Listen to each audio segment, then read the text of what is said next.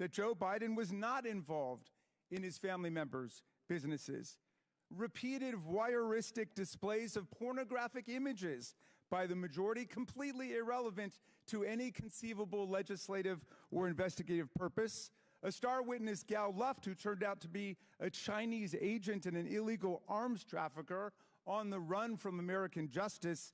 And the key piece of evidence, which launched the entire zany goose chase, an FD 1023 form in which the FBI duly recorded a completely fictional tip about a $5 million bribe to Vice President Biden, peddled by Alex Smirnoff, who has been criminally indicted by a Trump-appointed U.S. attorney, Special Counsel David Weiss, for felony counts of systematically lying to the FBI and constructing a false record about Joe Biden, and now sits in jail in California as a flight risk while the world studies his longstanding and extensive ties to Russian intelligence. Today, the good chairman and his ace MAGA detectives have finally jumped the shark. The comedy of errors comes crashing to an end as House Republicans in more than a dozen Biden districts beg for mercy, and the committee throws a flabby Hail Mary pass 3 weeks after the Super Bowl's over. So today, we revisit the fruitless testimony of two more fading star witnesses who have failed to testify to any presidential wrongdoing, much less evidence of high crimes and misdemeanors. Both of the majority witnesses are frustrated would-be business partners of Hunter Biden, who tried to leverage the Biden name, or the Biden brand, as they keep calling it. But they never got any business off the ground for reasons that will become painfully obvious to anyone watching the proceedings today. Even Hunter Biden, laboring at the time under a serious substance abuse addiction, could tell these were not the type of people he should be doing business with. So rather than representing the Biden brand, which was their ardent wish, they now show up today as loyal servants of Trump world, each of them proudly represented by their very own former Trump White House attorney. The first is Mr. Bobulinski, the bitterly disappointed wannabe Hunter business partner whose famously litigious history includes unsuccessfully suing his own dying father's charity for nearly $1 million. And just last month, suing Cassidy Hutchinson for $10 million after she reported that Mr. Bobulinski, wearing a ski mask, met with Mark Meadows, which Ms. Hutchinson is now backed up with actual documentary photographic evidence, something in very short supply in this investigation. Mr. Bobulinski made his hazy allegations against the Bidens public for the first time at a press conference choreographed by the Trump for President campaign, which provided him a venue, a gaggle of journalists, and even a dress shirt that they went out and bought for him to wear to the event. Hours later, Mr. Bobulinski joined the second 2020 presidential debate as Donald Trump's personal guest, where he was seated with Kid Rock and Mark Meadows.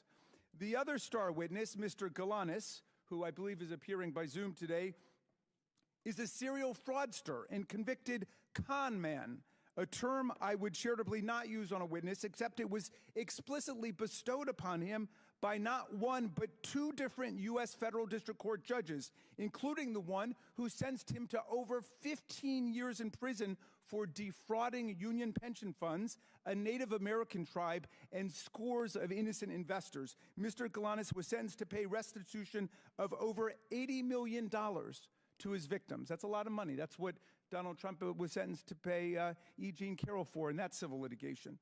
The very first record of Mr. Galanis' claims against the Biden family appeared, check this out, in the clemency petition that he sent from prison to President Trump. But the key point is this: even if we were to believe every single word offered by these utterly compromised and biased witnesses, Mr. Bobulinski and Mr. Galanis, their allegations don't identify any wrongdoing, much less an impeachable offense by President Biden. With the impeachment bus running on empty, our GO colleagues now are apparently preparing to save face by ending the impeachment farce with criminal referrals. But criminal referrals require evidence of crimes. And the only crimes we have seen are those of the GOP's own star witnesses like Russian asset Alex Smirnov, Chinese agent Gal Luft, Devin Archer, and Jason Galanis. The minority witness today, our witness, Lev Parnas, casts a piercing light on what's really taking place here. And Mr. Parnas has reason to know. He, too, used to be a mega sycophant peddling lies and disinformation to smear Joe Biden. Today, he joins a long line of self-exiles from Trump world who could no longer stomach all the corruption and deceit. People like Cassidy Hutchinson, people like Michael Cohen, Sarah Matthews, Alyssa Griffin, General James Mattis, the chair of the Joint Chiefs of Staff, Mark Milley, General John Kelly, and now Vice President Mike Pence, who refuses to endorse for president the man he served with. But we do have loyal sycophants still in the room, and one day I look forward to hearing their testimony about how they got sunk into this religious cult. Mr. Parnas wrote Chairman Comer and me a remarkable letter on July 23rd, 2023. This is the first time I'm meeting him today.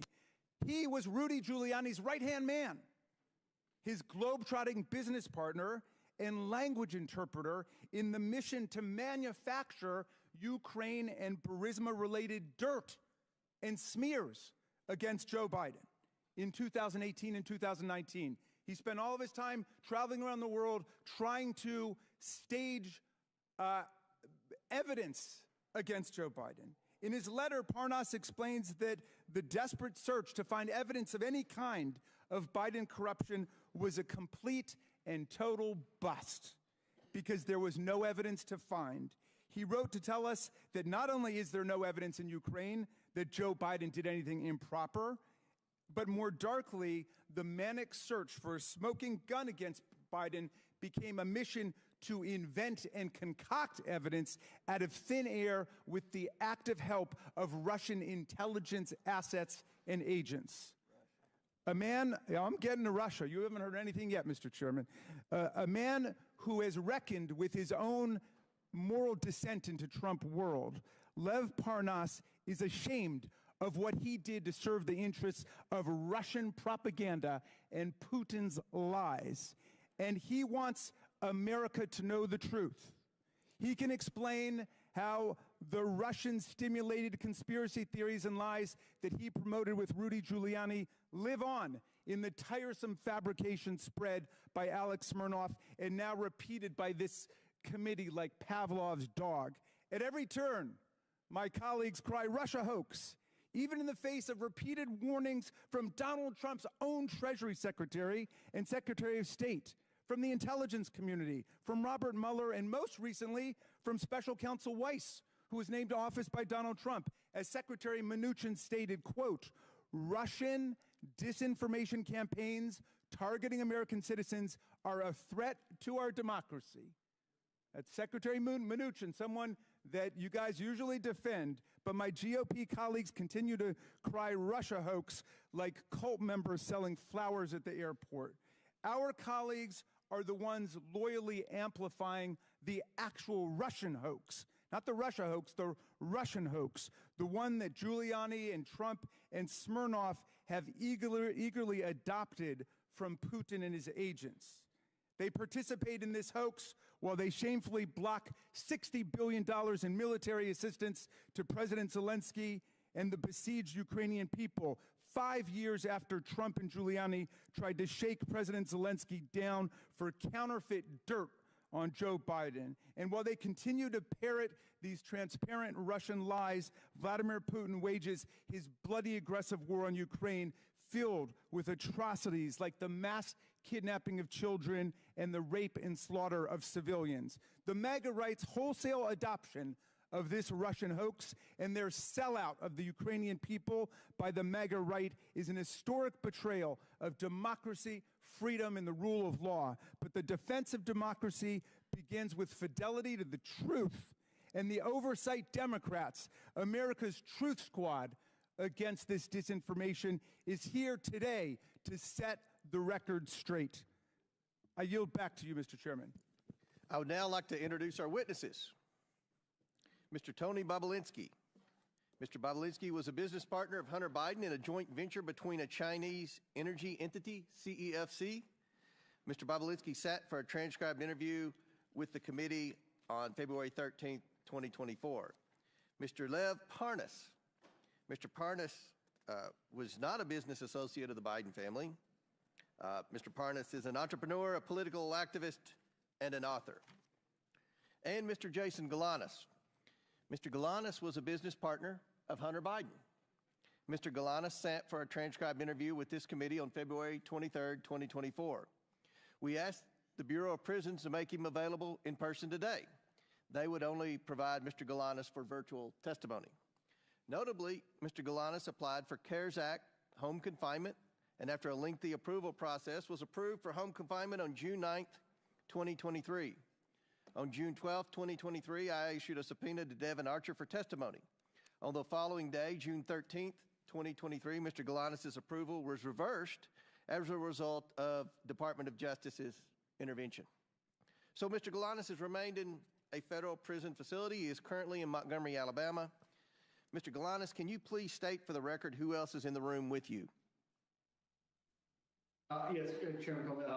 My counsel and advisor, Mark Paletta, and Nicholas Wise. Thank you. Pursuant to Committee Rule 9G, the witnesses will please stand and raise their right hands.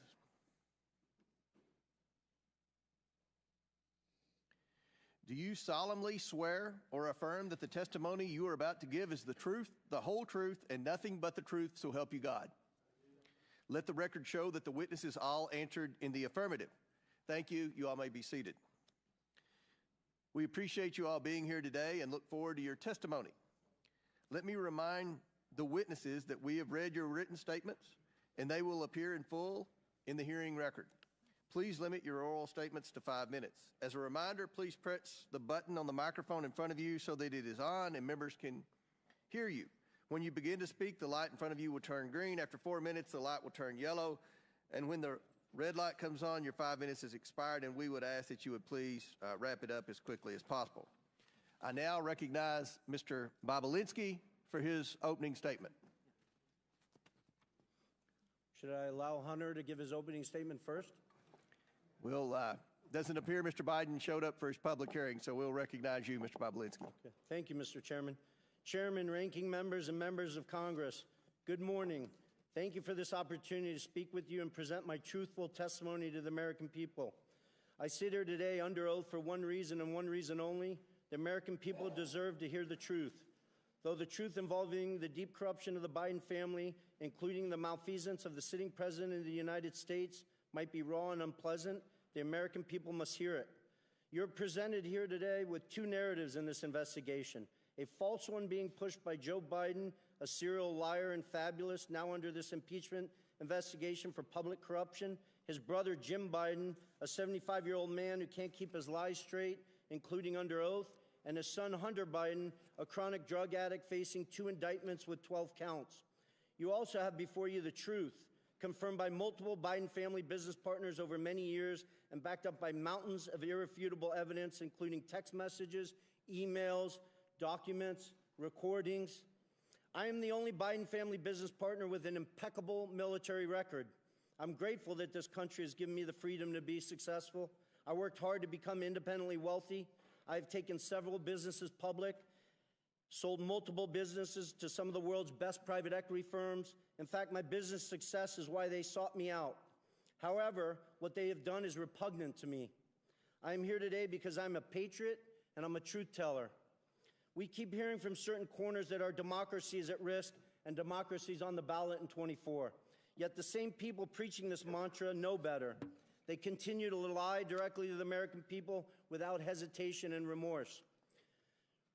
Rep. Dan Goldman and Jamie Raskin, both lawyers, and Mr. Goldman, a former prosecutor with the SDNY from New York, will continue to lie today in this hearing and then go straight to the media to tell more lies. Hunter Biden's defense attorney, Abby Lowell, weaponizes letters to Congress to try to smear my name and misstate the cold hard facts. Mr. Chairman. In an attempt to save his powerfully connected client and his father. I challenge Mr. Lowell to make those claims on national television so he can be held accountable for his lies. Prior to my successful business career, I was an officer in the United States Navy. At Navy's Elite Naval Nuclear Power Training Command, I later served as the command's chief technology officer. Please proceed. I apologize for the disruption from the... Okay. Am I supposed to say it's my time, Mr. Raskin? Yeah. But please, Mr. Bobulinski, please Okay. come to order. Mr. Bobulinski, please proceed. Okay. Please proceed. I apologize for the disruption from the minority. Okay. Well, Mr. Chairman, save his time, but he called members of this committee liars, and I just want to know whether the order and decorum requirements of House Rule 11 apply to witnesses appearing before the committee. Does it apply or does it not?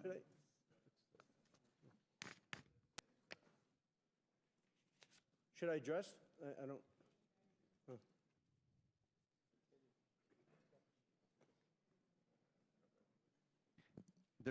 There's decorum from the members. We've asked for that. There's no language that I'm aware of pertaining to a witness. Thank you. So don't make sure we didn't waste any of his time on the opening statement. Mr. Bobulinski, I'm sorry for the disruption. Please continue your opening statement. I think you, Mr. Raskin, used. We'll make sure it's right. We'll make sure. Okay, great. I just want to restate, make sure the American people hear all these facts. Abby Lowell weaponizes letters to Congress to try to smear my name and misstate the cold hard facts in an attempt to save his powerfully connected client and his father.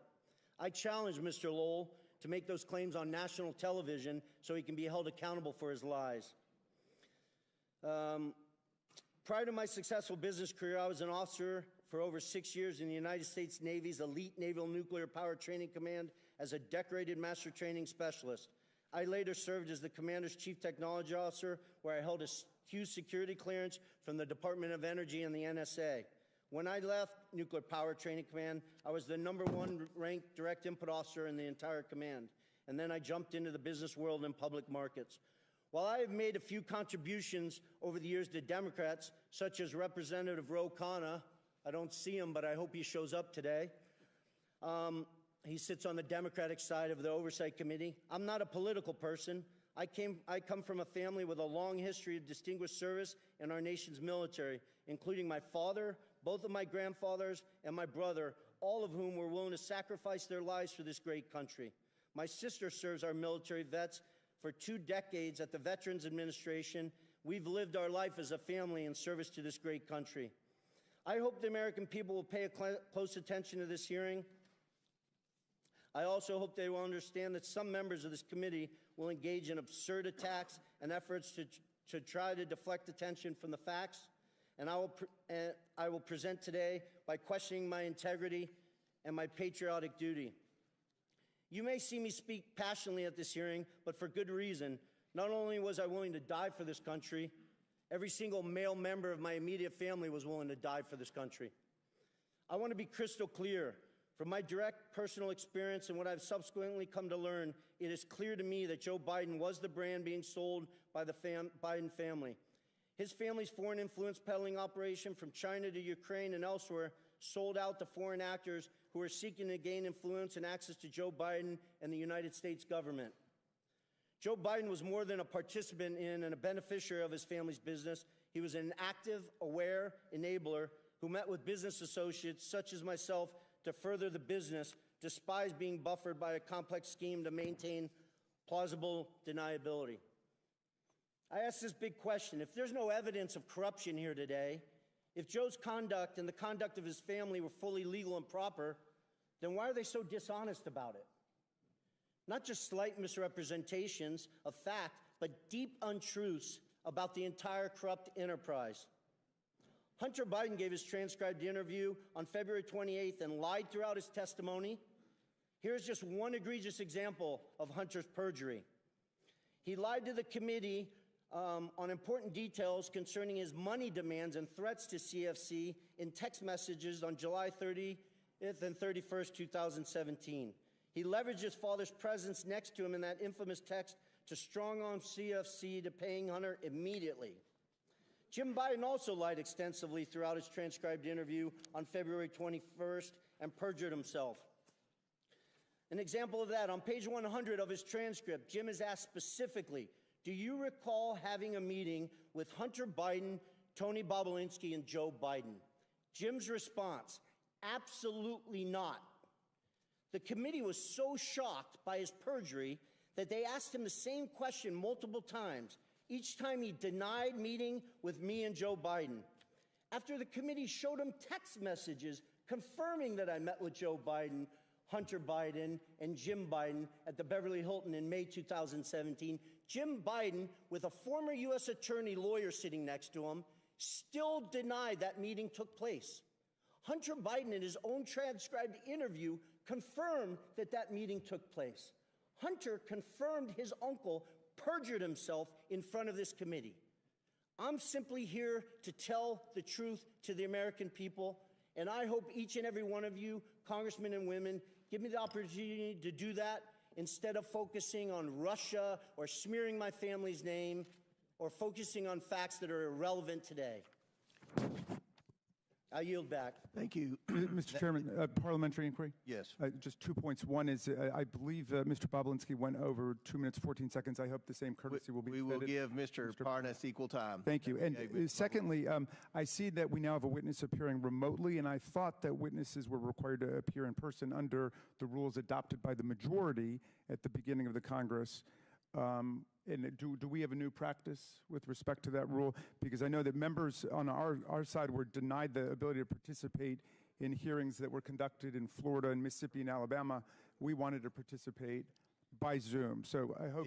And I'll answer that. It requires, to be able to testify remotely, requires a letter from me and an approval from the majority leader, which we have. And I'll enter that letter into the record without objection.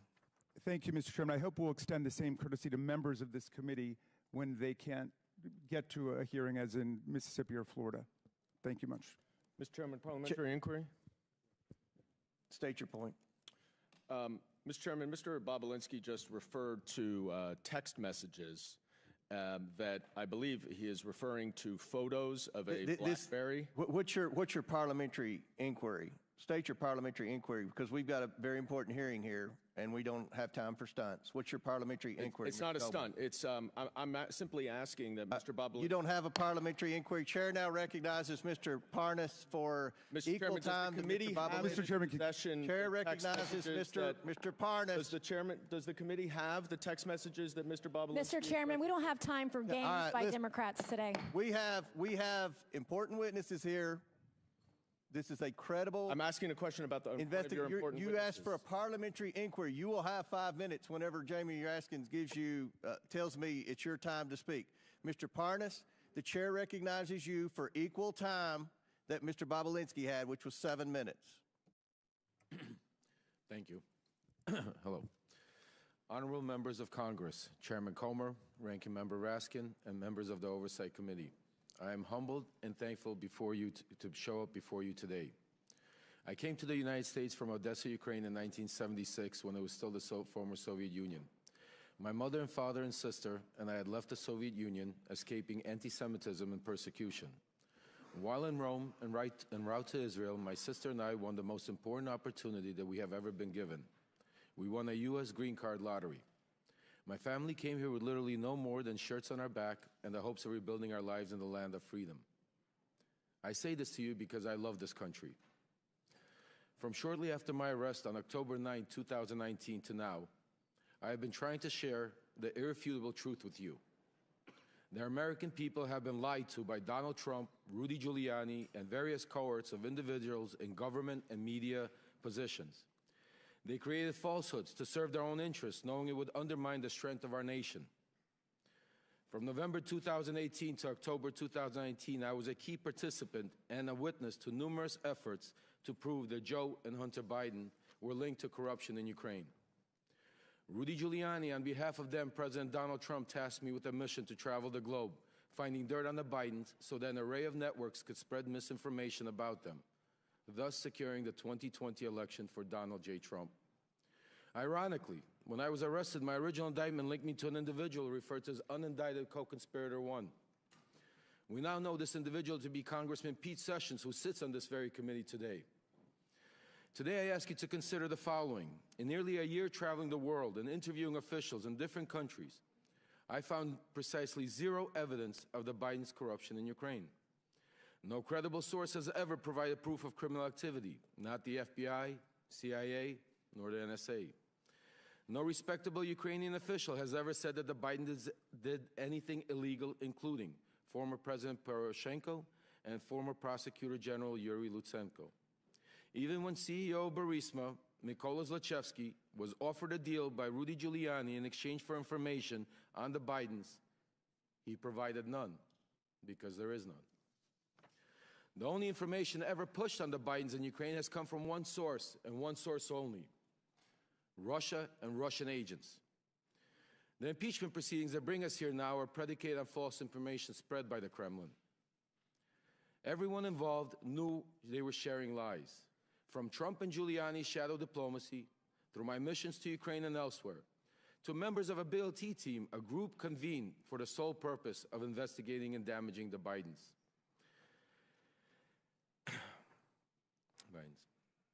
Everything was for the ultimate benefit of Donald Trump and thereby Vladimir Putin. Because the team's investigations were centered around Biden and Ukraine, I was designated the point person in every matter they pursued. That is how I know with certainty that these Biden stories are untrue then and are untrue now. Congressman Pete Sessions, then Congressman Devin Nunes, Senator Ron Johnson, and many others understood they were pushing a false narrative. The same goes for John Solomon, Sean Hannity, and media personnel, particularly at Fox News, who used this narrative to manipulate the public ahead of the 2020 elections. Sadly, they are still doing this today as we approach the 2024 elections. We cannot separate this conspiracy from the Russian-Ukraine war because Trump has no intention to keep aiding Ukraine. Without the support of the United States and NATO, millions in Ukraine will suffer and die. If we allow Russia to defeat Ukraine, eventually that suffering will reach American shores. Today, I admit my own wrongdoings. I have been a convicted federal election campaign and fraud crimes and served my sentence. I do not hide that from reality. It is part of my truth. Despite rigorous attempts by those in power to silence me, I will be silenced no longer. Thank you to the committee for allowing me to speak. I look forward to answering any and all of your questions. Thank you. Chair now recognizes Mr. Galanis for his opening statement. Chairman Comer, Ranking Member Raskin, and members of the committee, my name is Jason Galanis. I was a business partner of Hunter Biden and Devin Archer, among others, during the years of 2014-2015. Our business included the acquisition of 85-year-old Wall Street firm Burnham & Company, the $1.5 billion surviving division of Drexel Burnham Blackberry. Our objective was to build a diversified private equity platform, which would be anchored by globally known Wall Street brand together with a globally known political name, Biden. Our goal, that is Hunter Biden, Devin Archer, and me, was to make billions, not millions. The entire value add of Hunter Biden to our business was his family name and his access to his father, Vice President Joe Biden. In 2014, we believed that the Burnham enterprise would be significantly enhanced by forming a partnership with Harvest Fund Management, a $300 billion Chinese financial service company closely connected to the Chinese Communist Party. This effort was led by Hunter Biden's contact with Henry Zhao, the Harvest chairman. Mr. Zhao was interested in this partnership because of the game-changing value add of the Biden family, including Joe Biden, who was to be a member of the Burnham Harvest team post-vice presidency. My lawyers provided the committee a drafted email dated August 23rd, 2014, drafted for Hunter Biden that reflects this understanding. It states, and I quote, "Michael, please also remind Henry Zhao of our conversation about a board seat for a certain relation of mine. Devin and I golfed with that relation earlier this week, and we discussed this very idea. And as always, he remains very, very keen on the opportunity," end quote. I'm certain that this phrase, a certain relation of mine, refers to Vice President Biden. Devin told me about this golf course conversation shortly after it happened. Ultimately, this paragraph was deleted from the final version, with Hunter following our general rule of thumb on business deals: say it, forget it, write it, regret it. Further to that, I recall being with Hunter Biden and Devin Archer at the Peninsula Bar in New York, where Hunter took a call from his father and told him things were going well with Henry's Allen Harvest and that he might need a little help getting across the finish line. It was not the only time I heard Hunter speak with his father for business reasons. I was present when Hunter called his father on May 4th, 2014 on a cell phone, put it on speaker mode to have him say hello to Yelena Baturina, a Russian oligarch and an investor in Rosemont projects, and her husband, Yuri Luskov, the former mayor of Moscow. Devin Archer was also there. Hunter said, quote, I'm here with our friends. I told you we're coming to town, and we wanted to say hello. The vice president said hello, some pleasantries, and then hope you had safe travels, and then said, quote, okay, you be good to my boy. Hunter responded by saying, everything is good, and we are moving ahead. The vice president said something about, quote, being helpful, and Hunter ended the call by saying he was going to call his father later. Before this call, Hunter sat next to Yelena Baturina at a table, and I heard him speaking on business matters generally. A few days after this May 4th party, an email my lawyer provided to this committee shows that Devin had confirmed Ms. Baturina was committed to a, quote, hard order of $10 to $20 million in a burden investment banking client. In an effort to build this financial platform, I engaged in unlawful conduct. Our companies were entrusted with $11 billion of union pension fund money, whose trust I betrayed. I pleaded guilty. I've had 8 years in federal custody to reflect on my actions. I'm profoundly sorry for committing these crimes. I deserve the lengthy sentence I received. Nevertheless, as I set out more fully in my full statement, I believe the SDNY prosecutors did not indict Hunter Biden on the same deal for political reasons, despite then available documentation that we were partners, were involved in decision-making that involved illegal self-dealing, and all of us had financially benefited from these schemes. In fact, Hunter Biden and Devin Archer's company, Rosemont Seneca Bohai, received $15 million from the tribal bonds fraudulent scheme to be invested in the Burnham Group. I've offered to supply this information to the government about Hunter Biden's crimes, but the prosecutors have been uninterested. And my request for commutation I filed in DOJ in December 2020 did provide information about Hunter's culpability.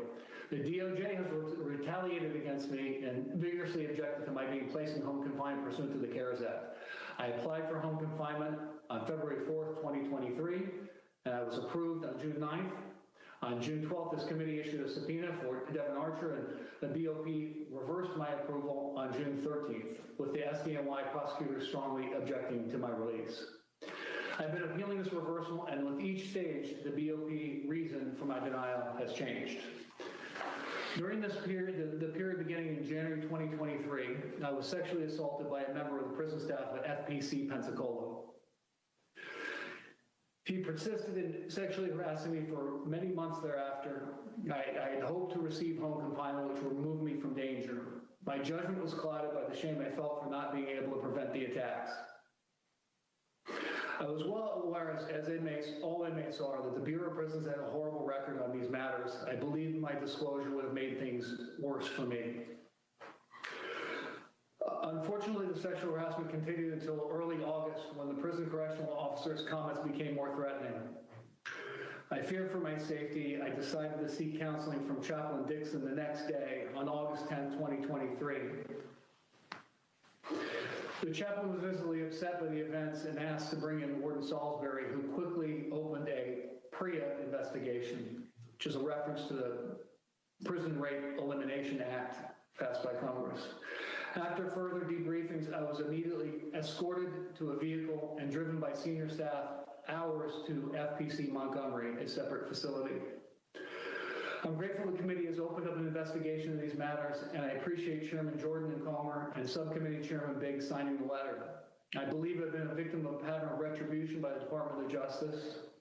I believe I'm putting myself at grave risk within the BOP for providing information on these matters concerning the president and his son. I've been treated professionally at Montgomery. I want to thank Case Manager Coordinator Anthony Barnes and Warden Randy Keys for their help in facilitating access to my attorney prior to this interview. Thank you, Mr. Galanis, and I want to thank all the witnesses again for being here today.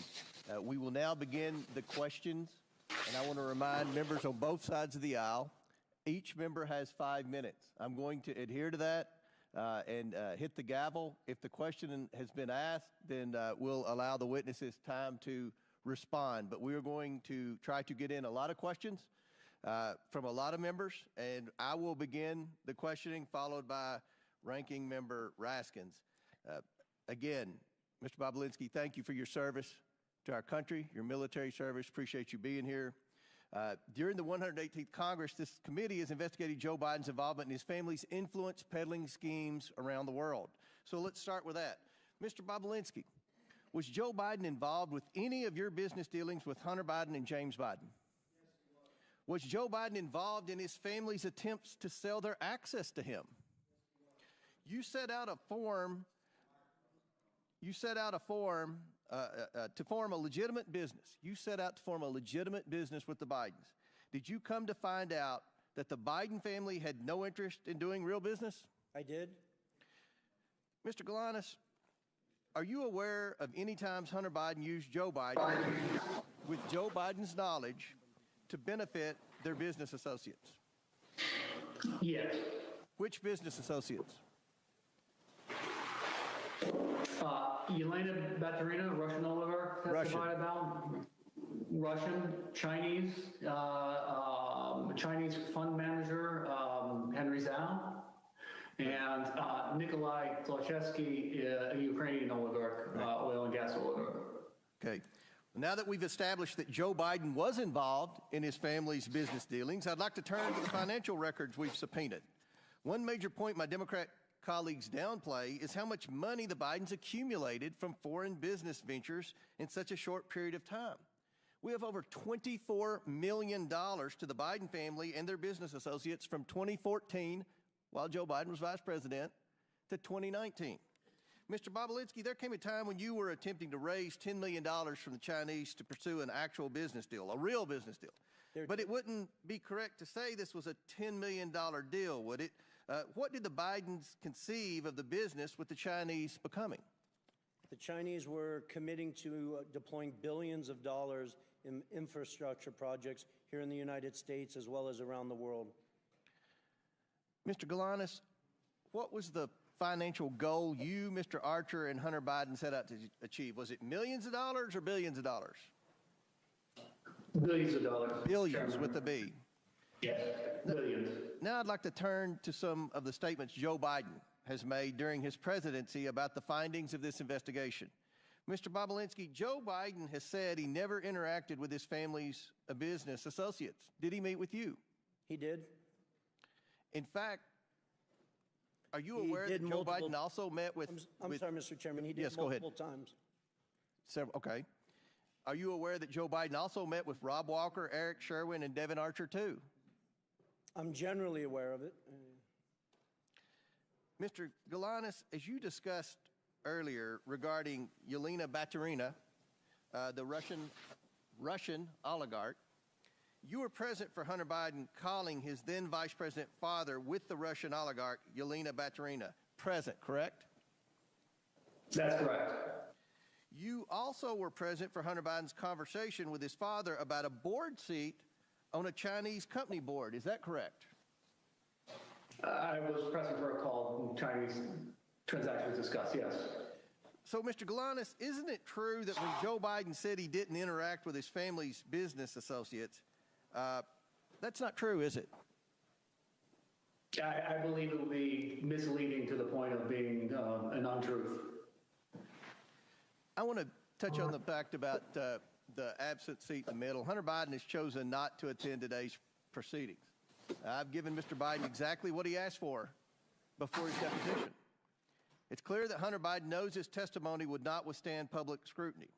Joe Biden has not been truthful about his participation in schemes to sell access and influence. And today's witnesses will show the American people a side of the story that the president and his allies on this side of the aisle are eager to hide.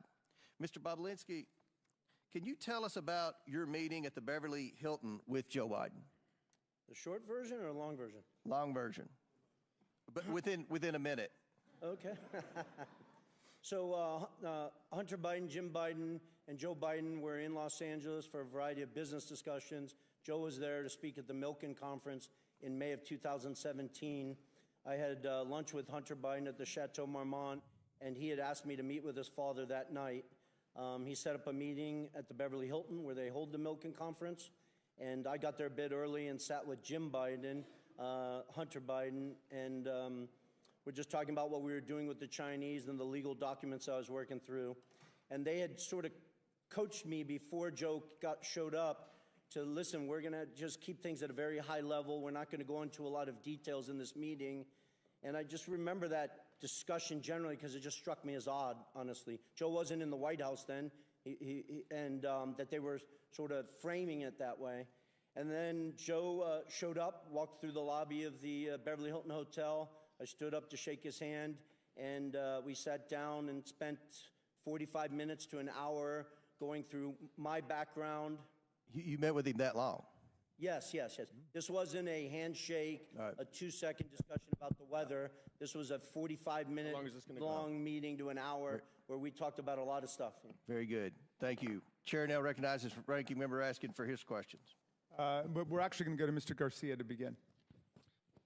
Great. Thank you very much. And thank you again. I just want to, just for the record, be very clear that in Mr. Bobulinski's testimony, he has provided zero evidence of any sort of link between Hunter Biden and the president as far as it relates to the business dealings. And so once again, we're back to a hearing where no evidence is being provided of any sort of wrongdoing by the president. But I want to go back, that's Mr. a blatant Bobulinski. lie. Actually, it's my time, sir. Mr. Bobulinski, I want to go back to the private deposition that we had. I was one of a handful of Democrats in that private, on the record, under oath conversation we had.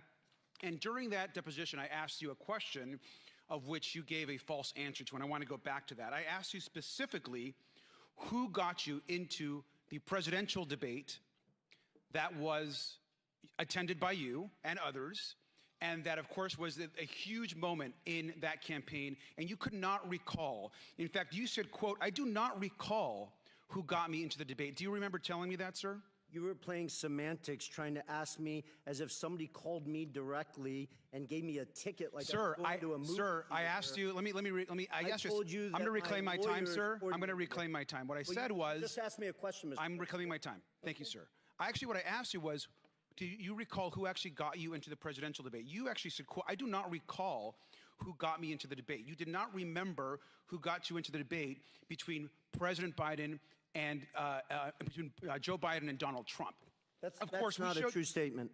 Sir, you quoted, "I don't recall who got me into the debate." It's on page 102 of the transcript. You did not ask me whether I was a guest of Mr. Biden. Thank you. I'll reclaim my time. I'm not asking you a question right now. Thank you very much, sir. In fact, here, as was shown by Ranking Member Raskin, we know that you were in the debate actually sitting adjacent and next to Trump officials. When we were confronted again on this same question, Mr. Bobulinski, if you were a guest of Mr. Trump's at the debate, you responded and you quoted, once the Wall Street Journal called you out, quote, "Is the Wall Street Journal God or something? Like you act like this is some encyclopedia of fact." And you refuse to still confirm that you were a guest of Donald Trump. So I want to ask you one more time, sir. Were you a guest of Donald Trump at the presidential debate? Mr. Garcia, those were not the questions you asked me in my transcribed interview. Wow. You were trying to ask answer the question, sir. Were you a guest of Donald Trump? Of Donald Trump at the gate, or at the debate. You were. That was obvious to everyone in the world at that point. Oh, it's interesting. You were asking me semantic Thank you, sir. So you were a guest? That you answered the question. Because at the time you said in the transcript, under oath, "I don't recall who got me into the debate." So just to be clear. So I want to keep going. So you also call yourself, you're not a political person, yet you went to a presidential debate on behalf of Donald Trump. I also want to make it clear that you made numerous claims and allegations. You've made them today, you've made them before. And yet, even though you're not a political person, this is also another photo of you. You actually chose to show up at a press conference for Donald Trump prior to the debate because you're not a political person. Did you show up to a press conference for Donald Trump before the debate? I can't qualify whether it was for Donald Trump. Do you know who invited you? Sir, who invited you to the debate? Donald Trump, you said. Who invited you to the press conference? Who invited me to my lawyers coordinated things, and I showed up at a... Well, sir, I will tell you, it was Jason Miller, who it's been very clear, it's been reported, who actually worked on the part of the Donald Trump campaign. Here you are at a Donald Trump press conference, and you can't remember how you got to the press conference. You refuse to answer how you actually got into the Donald Trump debate with Joe Biden. Do you remember speaking at the press conference? I do, very clearly. You do. Do you know who Jason Miller is, sir? I do know of him, yes. Do you know that he was a Trump campaign staffer? Mr. Garcia, you keep asking me semantical questions. You underestimate that I had 3 lawyers around me that were coordinating my travel, where I was going, and stuff well, sir, like that. interesting. So please stop. Well, I'll reclaim my time. Thank you very much. It's interesting, sir, because you show up to a pre-debate press conference. You show up to a presidential debate, both invited to by a person running for the presidency of the United States. You know the stakes are high, yet you have no idea how you got to the press conference. You don't remember how you got to the debate. And here you are speaking at a press conference of which the national media, so how did you get to this press conference? I flew on a plane. Who invited you? Are we going in circles? Sir, who invited you to the press conference? My lawyers told me I was invited to come to Tennessee. At that point, I was trying to get the truth and the facts out to the American people. At that moment in time, if I recall, I believe 80 million people watched that debate, and that was probably the number one. Thank you, sir. I reclaim my time. Well, with that, I think it's very clear for someone that can't remember how I got to a Donald Trump press conference or a Donald Trump debate, you're completely an uncredible witness, sir. Thank you, and I yield back. Gentleman's time has expired. Chair now recognizes Chairman of the House Ways and Means Committee, Jason Smith, for 5 minutes. Thank you, Mr. Chairman. We've previously heard from 2 IRS whistleblowers that Joe Biden was the brand being sold by his family members. One such example of this could be seen in a June 6, 2017 WhatsApp message where Hunter Biden told a business associate that he was not willing to, quote, sign over my family's brand, close quote, or give them, quote, the keys to my family's only asset. Mr. Bobulinski, can you confirm that President Biden is the brand being sold by his family members? Thank you. During his deposition, Hunter Biden repeatedly testified under oath that his father was not involved in his business in any capacity, and that there wasn't even a connection between his father and his businesses. Here is just one example. Quote, I just state for the record one more time, under oath and under penalty of perjury, my father has never been involved in my business. I have never asked my father to be involved in my business. My father has never benefited from my business, and I have never asked anyone or my father to do anything for the benefit of anyone I've ever done business for, close quotes. Yet the Ways and Means Committee released a WhatsApp message that were provided by the IRS whistleblowers showing that Hunter Biden wrote on July 30th, 27, quote, I'm sitting here with my father, and we would like to understand why the commitment made has not been fulfilled. I'm sitting here waiting for the call with my father. Moreover, you testified that Hunter was not shy about his ability to get his father on the phone. And Devin Archer testified that there were multiple instances in which Hunter placed his dad on speakerphone. Mr. Bobulinski, was Hunter Biden telling the truth when he testified under oath that his father was never involved in any of his business dealings? No, he was not. Those are all blatant lies. We continue to hear claims that President Biden was not involved in his family's business dealings and that he did not benefit from illicit business deals. However, IRS Special Agent Joe Ziegler provided documents to the Ways and Means Committee, 327 emails, many of which involve Hunter Biden and Hunter Biden's business associates. Mr. Bobulinski, do you have any personal experience that leads you to believe that Joe Biden was involved with Hunter Biden's business associates and business dealings? Yes, I do. You want to say a few? To outline how Joe was involved? Yeah. Yes, different congressmen and women keep trying to say that there's no evidence and use the word involved, which is a very opaque language. If Joe Biden was not involved in his son's business dealings, why, after flying all the way across the country to the Milken Conference, where there is next to Davos, is probably the biggest conference in the world, why would he take 45 minutes out of his night? It wasn't a 10 a.m. meeting. It was 10:40 in the evening. He's an elderly man, flew all the way across country to sit with me for 45 minutes to an hour to discuss my background, the business we are doing with the Chinese, his family's background. Speaking of the business with the Chinese, in October 2020, Joe Biden asserted that his family had not earned money through business dealings in China. However, IRS whistleblowers shared evidence that the Biden family made at least $1.1 million from their business with China, including $100,000 in payment from CFC, China Energy, and a $1 million payment in exchange for legal services that were never provided to a CFC official, Patrick Ho. Mr. Bobulinski, do you know whether the Biden family made any money from China? They did, millions of dollars, I think approximately 8 to 9 million. The Biden family has made millions of dollars from China, correct? Correct. And you said at least 9 million? Yeah, I think it's actually over 10 million, but I'll leave those details up to you guys. Thank you. I yield back. Gentleman yields back. Chair now recognizes the ranking member. Thank you, Mr. Chairman. Thank you, Mr. Parnas, for being here today. Your involvement with the real Russian hoax about Joe Biden began in 2018 when, as a big donor and a big supporter of Donald Trump's, you were introduced to Rudy Giuliani, and you began working with him to dig up dirt on Joe Biden, Ukraine. If you can just tell us quickly how you got involved in that.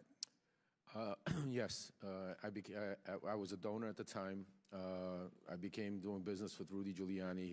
He got involved in a business I was doing called Fraud Guarantee. And in the midst, we started spending a lot of time together until eventually in November of 2018, he approached me and asked me about my connections in Ukraine. After telling him about people that I knew and things that I heard, at that point, then he wanted me to go to Ukraine to find Viktor Shokin, the prosecutor general.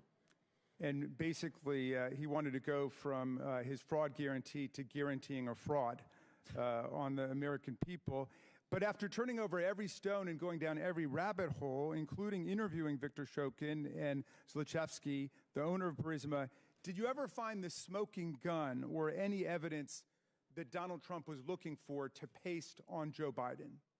On the contrary, Representative Raskin, not only did we keep hitting dead walls and not finding the smoking gun, but we kept running into sources of the information that was coming out of Russia. In fact, Joe Biden was part of a global campaign, including by the United States, to oppose corruption and to go after the corrupt forces in Ukraine. Isn't that right? Yes, sir. At what point did the campaign to dig up dirt on Biden become a campaign to spread disinformation and lies about Biden? At some point, when we hit a few brick walls, all of a sudden, then I saw the shift between the BLT group, which included John Solomon, the media personality, and Rudy Giuliani and other Trump lawyers, to start trying to push narratives that we had no, that were not validated. We had no way to validate them. Basically, a letter would come over from somebody in Ukraine. I'd hand it over to John Solomon. Next thing you knew, he was on Fox TV 2 hours later with Sean Hannity. At what point did Mr. Giuliani begin working directly with Russian agents and Russian assets, individuals who would later become sanctioned by Donald Trump's own Treasury Department for spreading propaganda and disinformation against Joe Biden? It was sometime in probably around May, June of 2019. Were you aware, was Mr. Giuliani aware that these people were basically just doing the bidding of Vladimir Putin? Absolutely. So he had no hesitation about spreading lies that were concocted by Russian agents? As long as it fit the narrative, absolutely not. How were you and Giuliani able to take these false allegations peddled by corrupt officials and Russian agents and promote and amplify them here in the United States, in our political system? Weren't media groups skeptical of your claims?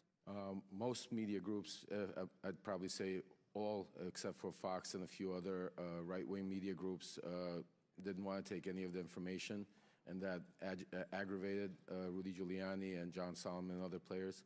And the main group that was being pushed through was Fox, Sean Hannity, and some other media personnel over there. But then there was also other people that were doing the bidding for the Russian people in Congress, like Senator Ron Johnson, like Congressman Pete Sessions that sits here right now, that was with me from the very beginning in this journey into finding up digging dirt on Joe Biden. Is Putin's war on Ukraine today, which has cost hundreds of thousands of people's lives, is that part of the vaunted Russia hoax? Russia hoax? Absolutely not. Is it real? Yes, absolutely. I want to ask you a more personal question, if I might, Mr. Parnas, because in my several years living through this extraordinary period of American history, I've tried to ask people like Michael Cohen and Cassidy Hutchinson. I've wondered about people like General Milley, General Kelly.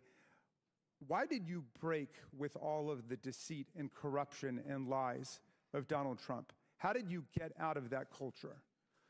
I mean, it was very difficult. I actually had to hit a brick wall myself and get arrested, and to be able to get out of that cult, because when you're in that cult, when you're around them, you have blinders on, and you're only able to see a certain amount of information. You're only able to hear the certain amount of information. You're not allowed to go out of the circle. And if you go outside of the circle, then you're not in the circle. So eventually, you brainwash yourself to believing certain things that are not true.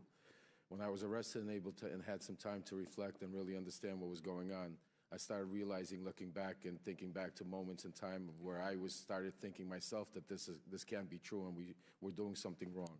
Well, thank you for telling the truth and helping America to end this nightmare. I yield back to you, Mr. Chairman. Chair now recognizes the chairman of the House Judiciary Committee, Jim Jordan. Thank you, Mr. Chairman. The ranking member just said that quote, Joe Biden was opposed to corruption. Really? So opposed, he leveraged $1 billion of American tax money to fire the prosecutor in Ukraine who was investigating Zolochevsky at Burisma, the company Hunter Biden sat on the board of. Wow. And the prosecutor who replaced Shokin, that Mr. Parnas referenced in his opening statement, Mr. Lutsenko, guess what he did? He took Zolochevsky off the wanted list and dropped the charges. Wow, he's really, really opposed to corruption there. Mr. Bobulinski, who's the big guy? Joe Biden. Are you sure about that? Because when Joe Biden. You're sure? I'm 1,000% sure. Because when Hunter Biden did his deposition under oath, he said, "I don't know who it is," even though he was copied on an email that said H will hold 10% for the big guy. You sure it's the big guy is Joe Biden? 1,000%. And there's other text messages that back that up, that the brave whistleblowers, Shapley and Ziegler, have produced. Not from my phones, not from my Blackberry that I took screenshots from. They took them from subpoenas directly from Apple's iCloud that back up the fact that Hunter knew the big guy was Joe Biden. The big guy is the brand. The big guy is the lift. The big guy is the one who showed up at golf outings, who took phone calls and meetings and lunches and dinners with Hunter Biden and his business associates. Is that right? Correct. Mr. Galanis, you referenced in your opening statement, May 4th, 2014, you were at a party at a restaurant in Brooklyn, New York. Can you tell me who else was there? Yeah, it was a birthday party, so there were more than 100 people there, but amongst them was Devin Archer, myself, the host, Alex Kuklarski, Yelena Baterna, her husband, and then Hunter Biden joined. Tell us, I think you referenced a phone call that took place. Tell the committee what happened with that phone call. Who was involved in that phone call? As I testified in my opening statement, it was Yelena Baterina, her husband, myself, Hunter initiating it, Joe Biden on the speakerphone, and Devin Archer. So there was a little pull aside where that group of people you just described were pulled aside, and Hunter Biden called his father's or called the vice president. Is that accurate? That's accurate. And then tell me what was discussed on the call. The discussion I testified was a relatively short discussion, but it was a discussion about their Yelena and Yuri coming to town. As I testified specifically, they talked about being good to his boy, and it was ended. Well, let me ask you this. Let me ask you this. Mentioning that, Mr. Galanis, let me ask you this. Did you get the impression Joe Biden was expecting the call? Yes, to me it was clearly set up ahead of time. It was an arranged call. So this was arranged, this was coordinated. Hunter Biden calls his father, then vice president, and I think in your deposition he said this, "I'm here with our friends that I told you were coming to town." So it's our friends, and I told you this was going to happen, which suggests that it was most definitely coordinated. Is that accurate? That's accurate, yes. And again, can you tell the committee who Miss Baturina is again? A Russian billionaire, wife of the former mayor of Moscow, served for near 20 years as the mayor. She's the wealthiest woman in Russia. She'd already given money. She'd already given money to Hunter Biden and his business before this meeting in May, and then subsequent to that meeting, she committed to give more money. Is that accurate? That's accurate. So subsequent to the coordinated call, the arranged call that Hunter Biden had with the Vice President of the United States, the wealthiest woman in Russia commits to give millions of dollars more to Hunter Biden's business. Is that all accurate, Mr. Galanis? That is accurate, yes. And again, this was a pull-aside done at this meeting, and you think and you know that it was coordinated. Is this what they call access to the brand, access to the Biden lift? Is that what you would describe it as, Mr. Galanis? I don't think there's any doubt that that was the intent of the call and the objective, yes. And it followed the motto. It followed the statement that you all agreed to: say it, forget it, write it, regret it. This wasn't put in writing. This was a phone call on a speaker that was all. There's no writing about this. It was all done that way. That was how the business operated. Is that correct, Mr. Galanis? Yes. I yield back. Gentleman yields back. Chair now recognizes Mr. Lynch from Massachusetts for 5 minutes. Thank you, Mr. Chairman. I want to make an observation here. I've been on this committee, this investigating committee, for over 20 years. And as an attorney before that, I've had sufficient training and experience to say that with high confidence that when you review the entire record of evidence of these hearings going back over a year, you've actually provided more evidence to impeach Donald Trump for a third time than you have in so much as laying a glove on President Biden. We keep on hearing about the Biden family. When you hear someone say the Biden family, that translates into, we have no evidence on the president, so we're going to use the Biden family to try to implicate President Biden. But by the constant bumbling and continually shifting arguments here, you've done nothing more than exonerate President Biden. We heard initially for months, we heard about the Hunter Biden laptop. And, you know, there were absolutely some embarrassing photos on that and some awful information about Hunter Biden's personal life. I will admit that. Then you bring in your own witnesses, your legal experts before this committee and have them testify. And what they said was amazing. They said there was no evidence to even suggest that there was support for articles of impeachment against the president. That was your legal experts, the Republican legal experts that said that. Then we have statements by Mr. Jordan saying that Mr. Smirnov was the most corroborating witness that the Republicans had, the strongest witness that they had. And, of course, after that, we find out through the Trump-appointed prosecutor that all of the information that Mr. Smirnov had provided was fabricated, false, and submitted by the inducement of Russian agents going after President Biden and trying to undermine our democratic system. And now we come to a point where, since that witness blew up, now we're going to prison, and we're reaching out to witnesses who have been convicted and sentenced to prison for stealing $80 million from the pensions of innocent workers. We can't get any lower at this point. That's your star witness. I want to remind people, he's sitting in prison. That's why he can't be here today. He's sitting in prison for scamming workers' pensions. I mean, how low can you get? Then it's the Republicans' idea that this is the best guy they can get to testify against the president. This is the best guy they can get. A guy sitting in prison who can't even be here. Mr. Parnas, you've talked about your own direct involvement with Mr. Giuliani, and you said that your mission was to dig up dirt on President Biden. Can you talk to us about the coordination between yourself and Mr. Giuliani? Thank you for being here. Thank you, Congressman. So basically, it was a shadow diplomacy run by Trump and Giuliani, where Giuliani was the shadow diplomacy Secretary of State.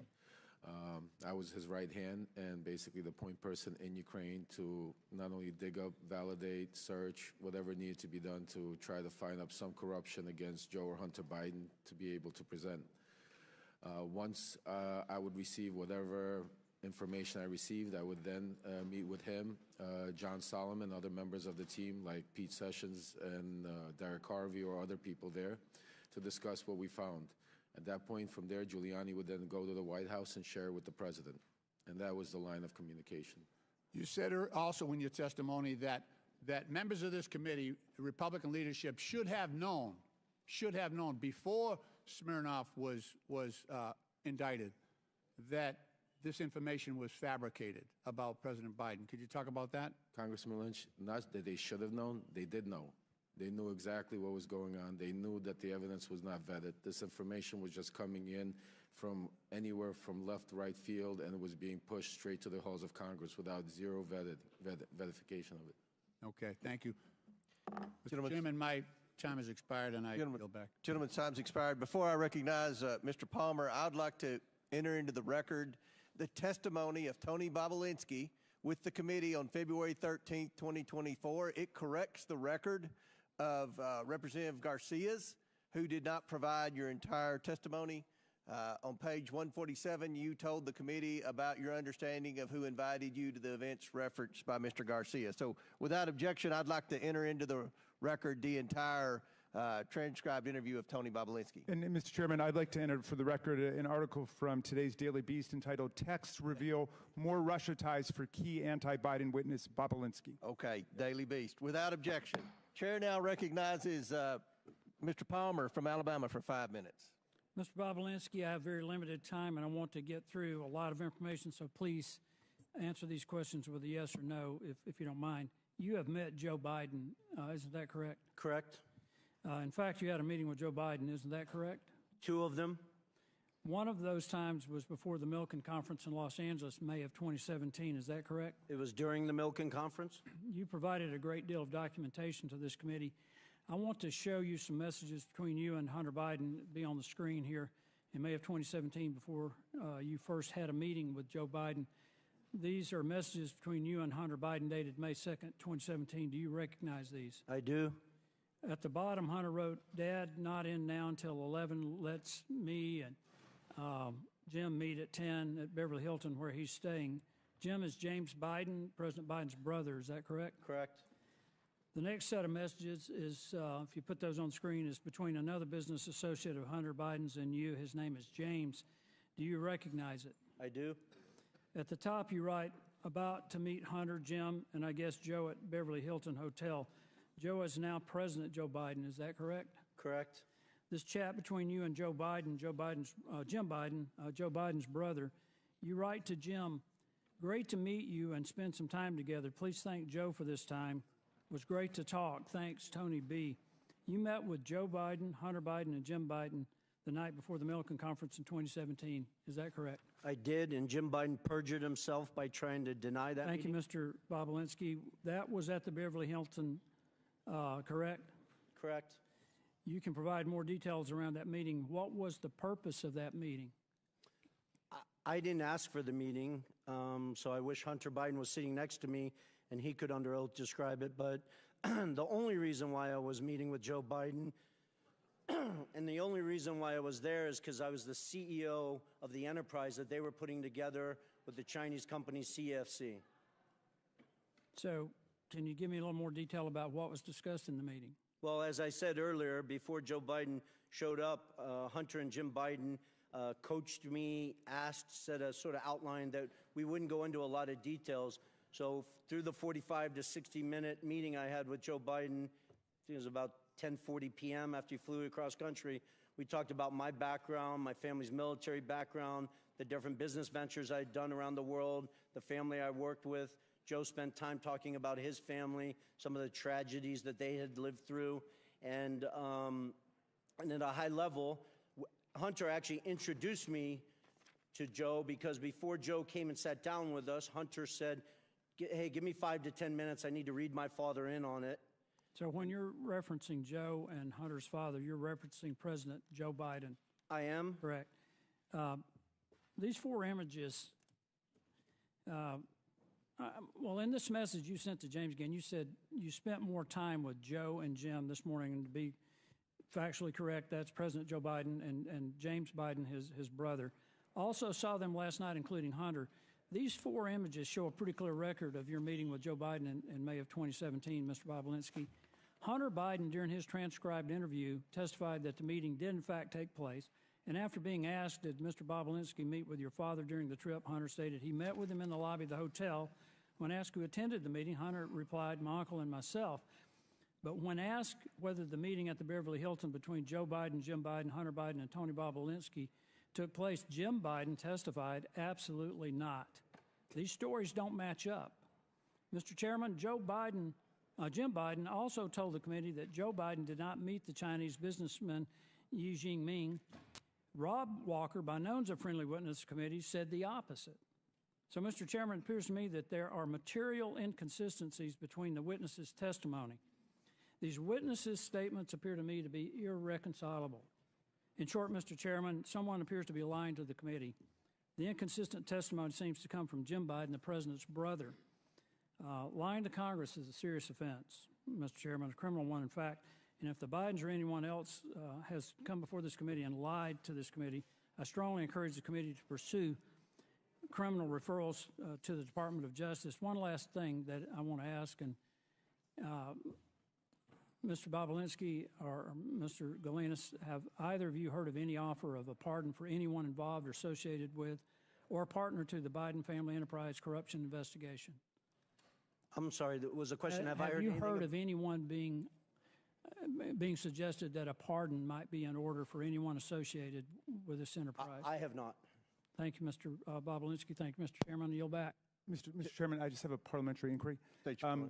We've heard for months now and seen the photo of that Blackberry with the cracked screen. Does the committee have in its possession the data from Mr. Bobulinski's phone from which he's allegedly taken these pictures?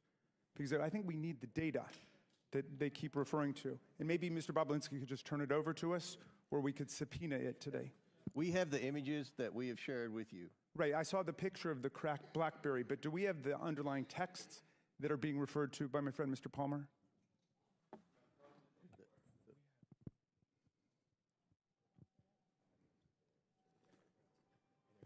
Mr. Bobulinski previously said he'd be happy to turn over his phones. We have pictures of all the text message screenshots that we've provided with everyone on the committee. Okay. All right, well, of course, he's just given us, obviously, the ones he's selected. I'm wondering whether we could get all of those texts, and I would move that the committee subpoena Mr. Bobulinski's BlackBerry phone on which messages with Hunter Biden and the Oneida Holdings partners are saved. He stated that he's willing to provide it to the committee, so it should be rather simple. Mr. Chairman?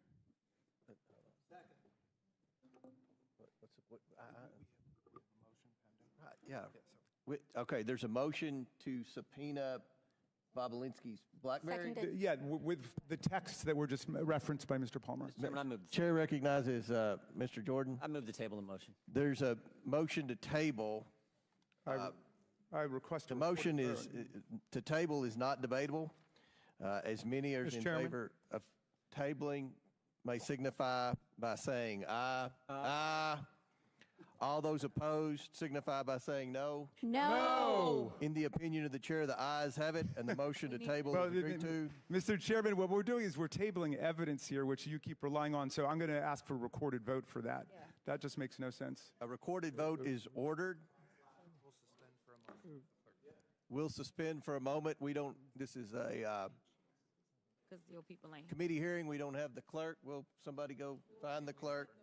I know.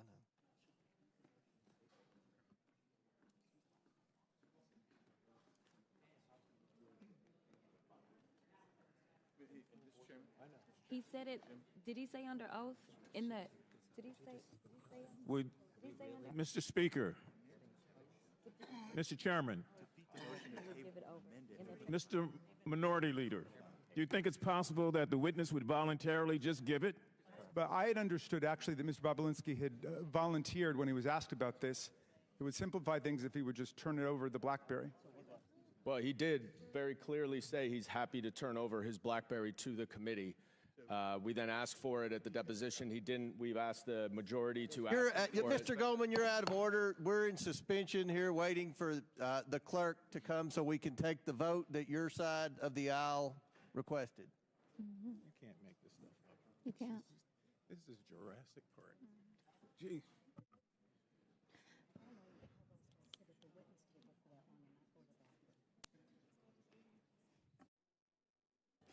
Mr. Ranking Member. Mr. Ranking Member. Yes.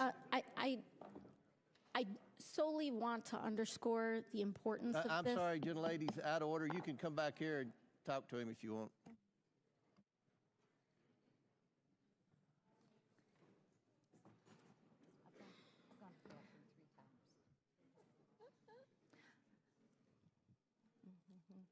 Mr. Chairman.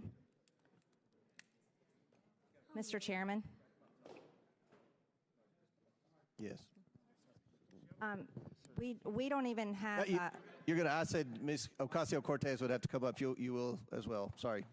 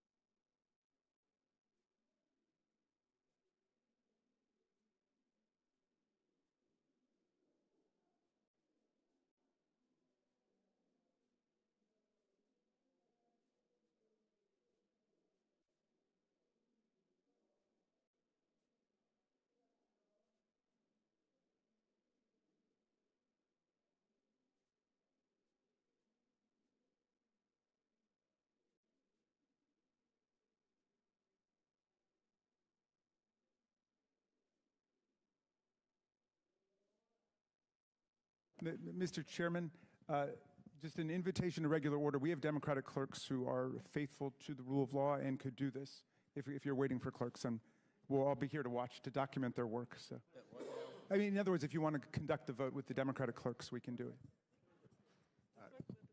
With a recorded vote is ordered. The clerk will call the roll. Mr. Jordan. Mr. Jordan votes yes. Mr. Turner. Mr. Gosar. Ms. Fox. Mr. Grothman. Mr. Grothman votes yes. Mr. Cloud. Mr. Cloud votes yes. Mr. Palmer. Mr. Palmer votes aye. Mr. Higgins. Mr. Higgins votes yes. Mr. Sessions. Mr. Sessions votes aye. Mr. Biggs. Mr. Biggs votes aye. Ms. Mace. Ms. Mace votes aye. Mr. LaTurner. Mr. LaTurner votes aye. Mr. Fallon. Mr. Donalds. Mr. Donalds votes yes. Mr. Perry. Mr. Timmons. Mr. Timmons votes aye. Mr. Burchett. Ms. Green. Aye. Ms. Green votes aye. Ms. McLean. Ms. McLean votes aye. Ms. Boebert. Mr. Fry. Mr. Fry votes aye. Ms. Luna. Mr. Langworthy. Mr. Langworthy votes aye. Mr. Burleson. Mr. Waltz.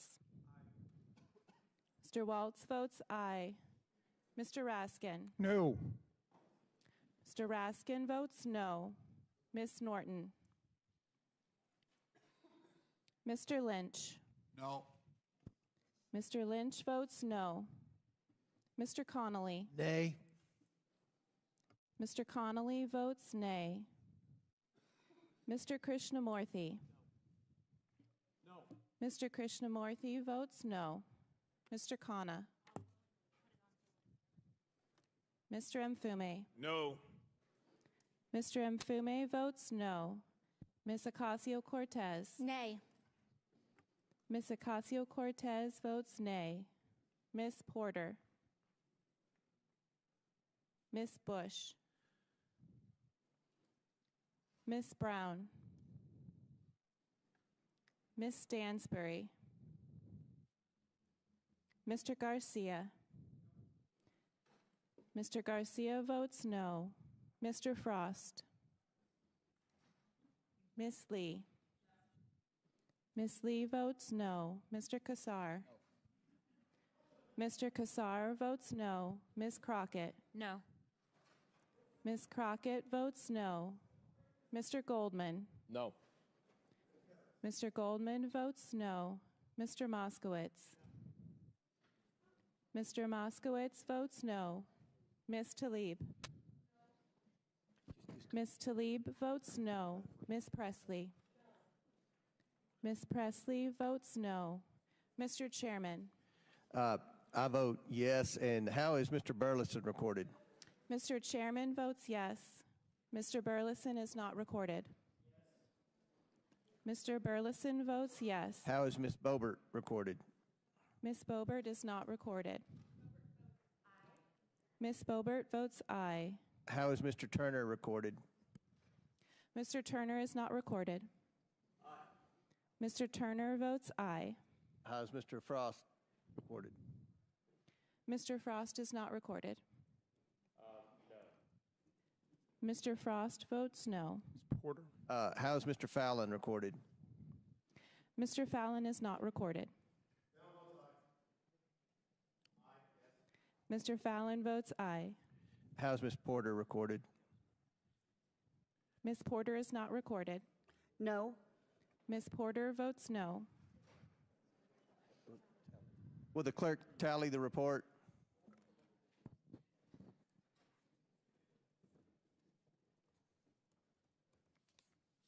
So who's next? Who do I recognize? We just finished Palmer. So we're going. Mr. Chairman, on this vote, the ayes are 21, the nays are 16.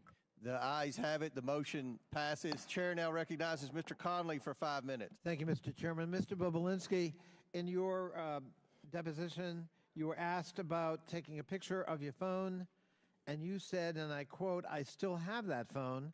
I could put that phone on this table right here, and every person in this room could look at that individual text and validate that it's a legitimate text and the date and time stamp on it."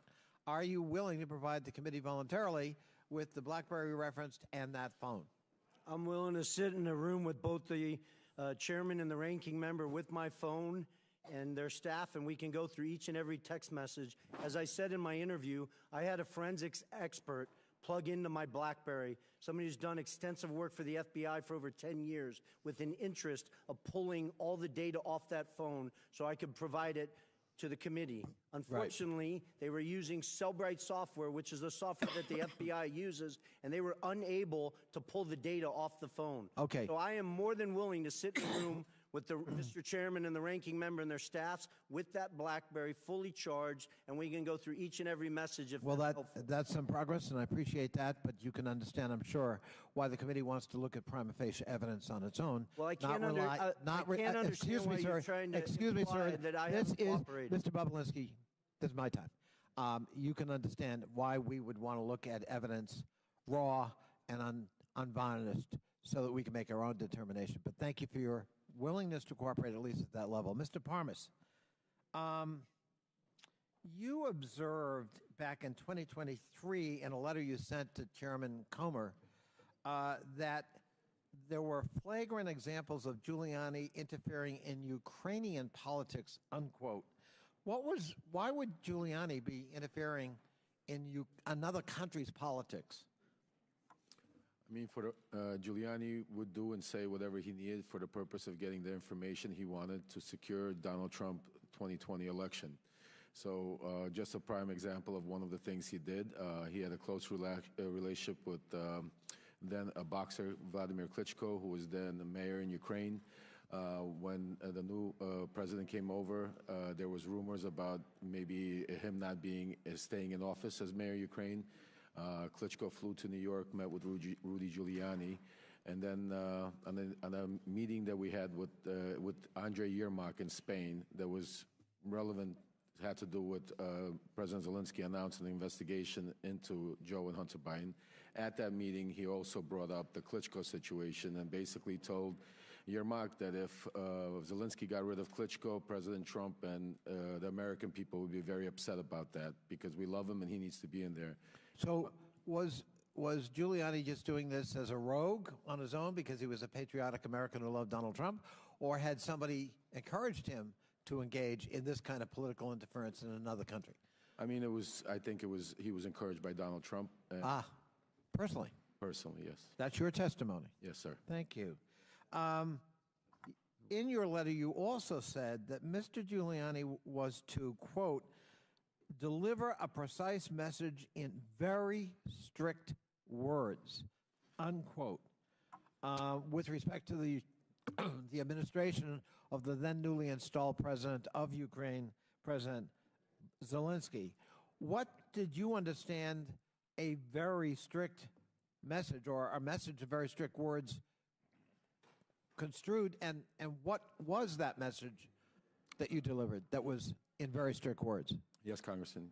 He basically told me not to be nice, to be very stern, and relay the message that unless Zelensky announced an investigation into the Bidens by Monday, this was Sunday, that there would be no cooperation, no aid to Ukraine from the United States, and the Vice President Pence at the time that was scheduled to appear for the inauguration would not appear to the inauguration. That would seem to corroborate that very famous and beautiful telephone conversation between President Trump then and President Zelensky, basically saying, but I need a favor, and hinting that there'd be withholding of military aid until that favor was delivered. Is that fair? Oh, absolutely. I was a part of setting up that phone call, that famous phone call that Trump had with Zelensky. I think your testimony is very important, Mr. Parnas, and it's under oath. Yes, sir. I thank you. I yield back. Chair now recognizes Ms. Taylor Greene from Georgia for 5 minutes. Thank you, Mr. Chairman. Joe Biden continues to lie to the American people about his role in his family's businesses. In 2020, he stood up on stage of a presidential debate and told the American people that his family didn't take any money from China. That was a lie. Not only was it a lie, he knew it was a lie. He knew it because he met with his son Hunter Biden's Chinese business associates. I want to talk about CEFC, which is the China Energy Fund Committee. Mr. Bobulinski, who is Chairman Yi? Chairman Yi was the chairman of CEFC. Thank you. Jim Biden told the FBI and IRS that Chairman Yi was the protege of Xi Jinping, the leader of China and the Chinese Communist Party. Mr. Bobulinski, Rob Walker told this committee that Joe Biden met Chairman Yi. Are you aware of that? Yes or no? I am now. I wasn't at the time. And Joe Biden also met with you, is that right? Yes, he did. Twice. Who is Director Zhang? Director Zhang was the number 2 at CEFC. The executive director of CEFC, the number 2? Yeah, he was the number 2 executive, but really the point person that I worked with and the Biden family worked with, and he's the individual that Hunter Biden was shaking down at the end of July 2017, demanding that they fund the $10 million. They ultimately sent $5, but $10 million directly to Hunter Biden's account, Owasco. Thank you, Mr. Bobulinski. I want to show you a text message that Hunter Biden sent to you and his other business associates. I'm holding it right here. I'll read it to you. Hey, Tony, I have an idea. In light of the fact we are at an impasse of sorts, and both James' lawyers and my chairman gave an emphatic no, I think we should all meet in Romania. He's speaking about my chairman. When Hunter Biden came in for his deposition, he said that he was referring to Chairman Yi, and that the rest of your group referred to Zhang as a different chairman. Does this make any sense to you? That's a lie. I never heard Director Zhang referenced as chairman, and I had direct communications with Director Zhang over WeChat, met him in Romania, met him in Moscow, met him around the world in New York, trying to develop this business, and he was never referred to as the chairman, first of all. Second of all, that makes absolutely no sense in the context of this message because we are discussing Oneida Holdings, LLC. Thank you. So he was not the chairman, just to clarify. Yes, correct. Or no? Okay. So I want to show you another text. When he said his chairman, he was talking about his dad. This is from Rob Walker. It didn't seem to make much sense to Rob Walker either. So he said that when Hunter, he said this to you, when Hunter was talking about his chairman, he was talking about his dad. When Rob Walker came in to give his transcribed interview to the committee, he basically said, well, Hunter was high or confused or mad. And Rob Walker said that he was just trying to calm things down between you and Hunter. But that doesn't really answer the question about who Hunter Biden is talking about. Hunter Biden lied to this committee. So here, clearly, he says, Rob Walker's saying he's talking about his dad. So I want to be very clear. We've established that Zhang is not the chairman, obviously. Is that correct? Yes or no? Correct. Let me show you another message. This message doesn't call Zhang Chairman Zhang, does it? It just says the Chinese want to do business with the Bidens. As a matter of fact, it says, both coming to be my partner, to be partners with the Bidens, with an S. He, Zhang, is implied, has implied that the number 1 has made it clear and available to him. Who is the number 1? The number 1 is Xi Jinping. Xi Jinping, the president of China? Yes or no? The leader of the Communist Party, the CCP? Yes. Is the number 1? Yes, that's the number 1 that Hunter was referencing in that message. Now, let's be very clear. This was in 2017, but I would like to make it known for this committee that Joe Biden told the press in 2016, as a matter of fact, I quote, yeah, I am going to run in 2020. He told the press in 2016 that he was running for president of the United States in 2020. So here is the Bidens doing business in China in 2017 when everybody knew he was planning to be president of the United States. Do you see that to be a serious problem, Mr. Bobulinski? I do, and I wish this committee would thoroughly investigate it and focus on all the evidence that the SDNY has on CFC. They had FISA warrants, so they were recording conversations, and I wish they disclose all that data and fact to this committee. Thank you, Mr. Bobulinski. I yield, Mr. Chairman. Gentlelady yields back. Chair now recognize Mr. Krishnamurti for 5 minutes.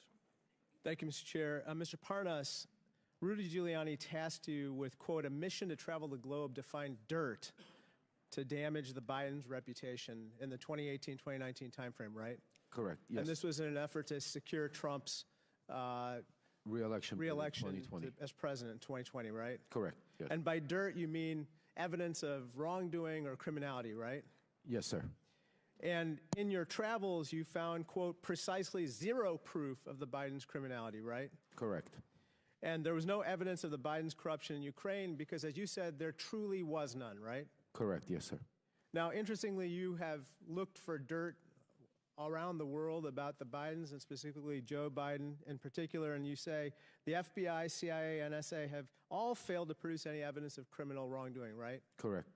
Not only that, but former Ukrainian President Petro Poroshenko stated, quote, there's not a single word of truth to these allegations about Joe Biden, right?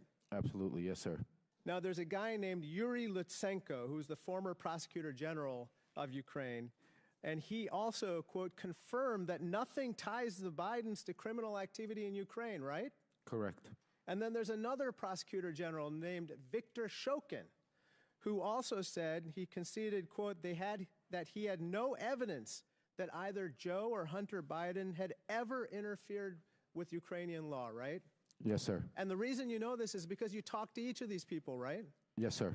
And your job was to try to dig up dirt or manufacture dirt, right? Yes, sir. And yet we have conducted months of hearings, and because there's been no evidence of wrongdoing, you've called this whole impeachment inquiry a, quote, wild goose chase, right? Yes, sir. Now, interestingly, we've heard from the other side that, quote, the real quid pro quo wasn't Donald Trump.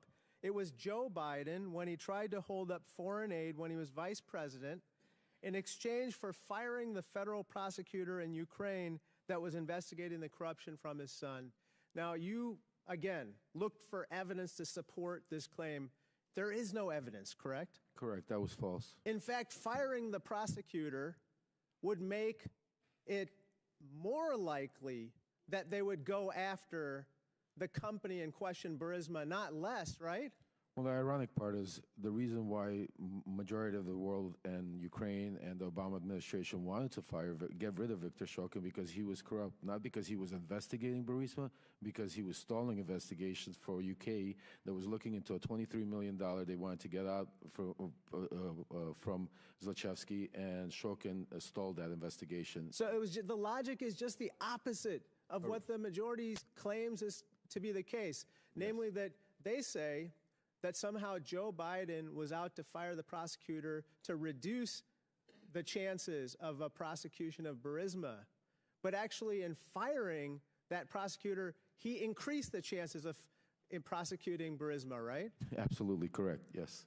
So let me just talk to you about what some of the other witnesses in this impeachment inquiry have said. Jonathan Turley, the constitutional expert the Republicans brought forward, said there's no evidence of which he was aware to support impeaching the president. You agree with that, correct? 100%. Garrett Graves, a colleague of ours, said just last week, quote, have I seen anything that is impeachable? No, I haven't. You agree with that statement as well? Yes, sir. Last year, our Republican colleague Ken Buck, who's about to retire, said that evidence of wrongdoing by President Biden, quote, doesn't exist right now. It doesn't exist now. It didn't exist then, right? That's exactly true, sir. Sir, how many times have you met Donald Trump? Well over 10 times, I'd say. I'd have to count, but lots of times. Is there anything that you'd like to relate to us about your conversations with Donald Trump that would bear on the conduct of these proceedings? I mean, Donald Trump was aware of everything that was going on that day in the Red Room when we were in the White House. after Rudy bringing Donald Trump up to speed on that I could go out to Ukraine and get Viktor Shokin. Donald Trump approached me, shook my hand, said, "Thank you for all that you're doing. Keep up the good work," patted me on the back, took pictures, and I was off to Ukraine.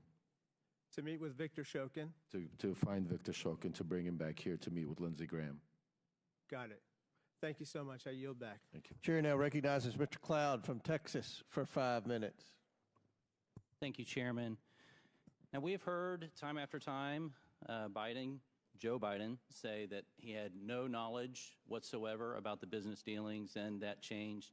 He had never allegedly had any conversation with Hunter.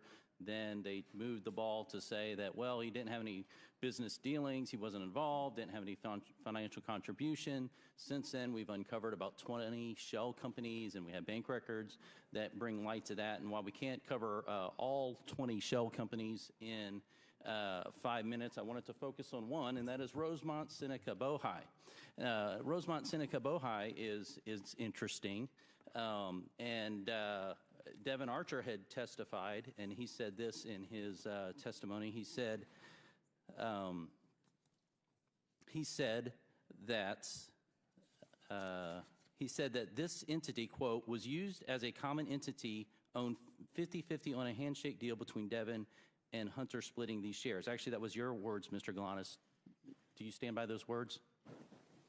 Yes, I do. And Devin Archer agreed with that. He said Hunter was a corporate secretary of RSB and had a handshake 50-50 ownership deal. Is that correct? That's correct, yes. And primarily this company was set up to initially as a place to hold equity from the equity stake of Bohai Harvest. Is that correct?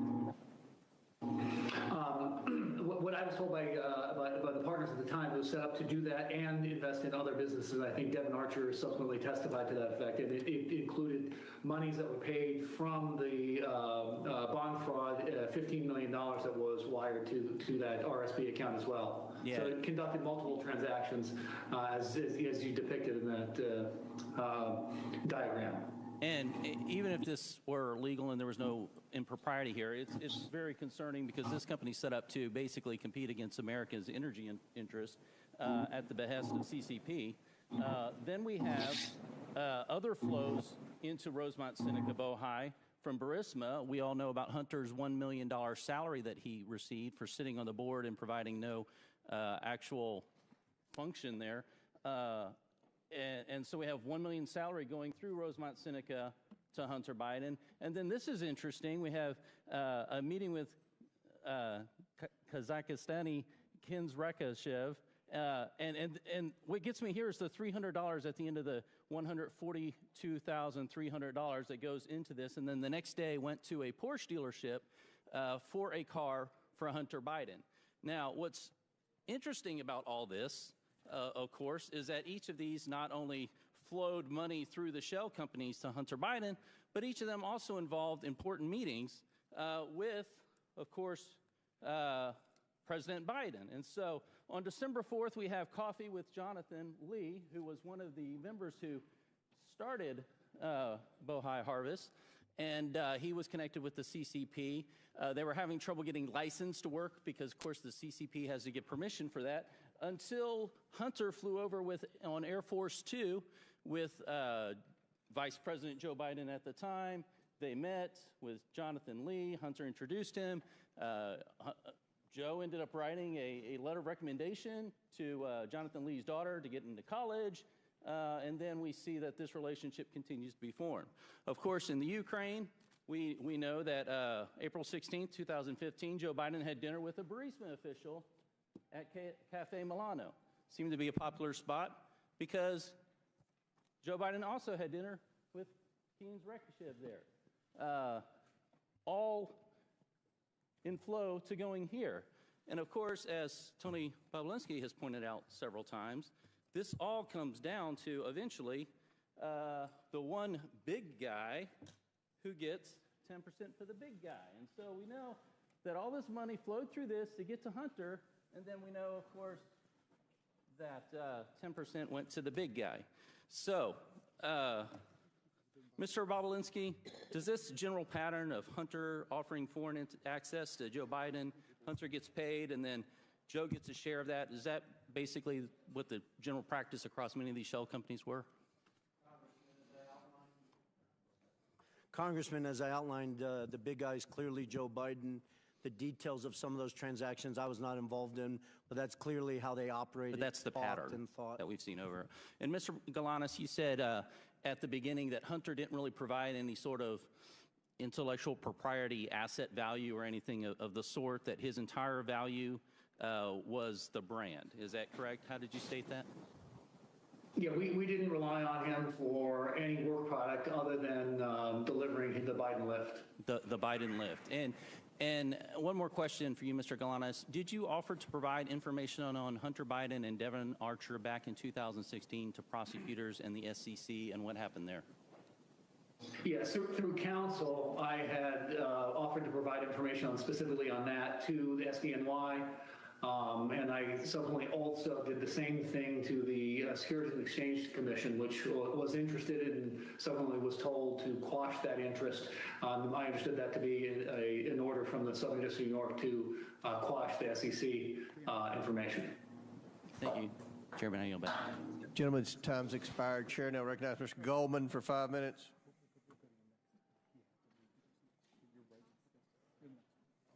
Thank you, Mr. Chairman. I only have 5 minutes, Mr. Bobulinski, so I'm going to try to move quickly, and I'd appreciate if you just answer the questions.